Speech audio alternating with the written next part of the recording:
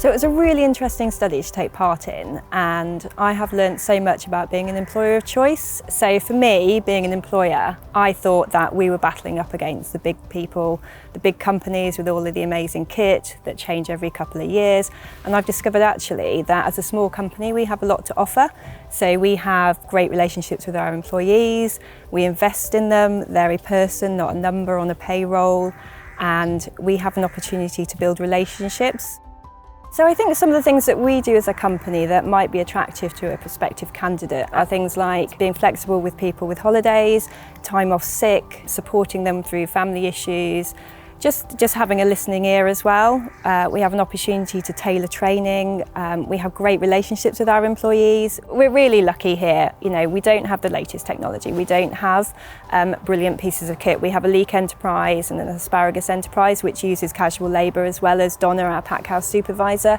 And I think the fact that we've managed to retain those staff for a number of years goes to show that actually having the latest technology installed isn't necessarily all that everybody needs and everybody wants in a job, and it just proves that as a small business we can be efficient, we can employ, and people are happy to stay and work for us.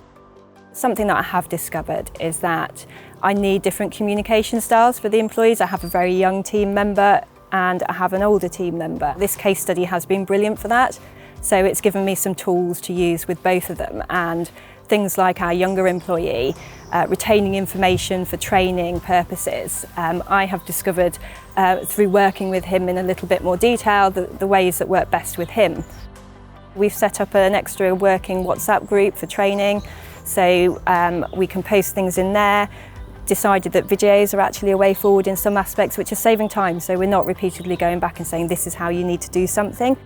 So I think if I was going to advise anybody that was in a similar position to us, so maybe a smaller farmer that doesn't have wow kit, doesn't have the financial ability maybe to invest in new equipment every couple of years to retain employees, I would say that certainly talking to your employees and making sure that they feel valued and trained, and if you can't afford to release them for lots of training, you know, find the bits of training that are the best pieces of training for them so that you are drip feeding and investing in them over a period of time, and work to your strengths. So if you do have an option to access social media, drip feed that into your social media so that prospective employees can look at your last couple of years of posts and say, oh, well, that's interesting, or I really like that aspect of the company, and it will hopefully help you with the recruitment process. It doesn't have to be going on 2-week courses. You know, it could just be a phone call at the end of the night saying, did you have a good day? Or when you're just trying to get your employees' hours, saying, how was your week?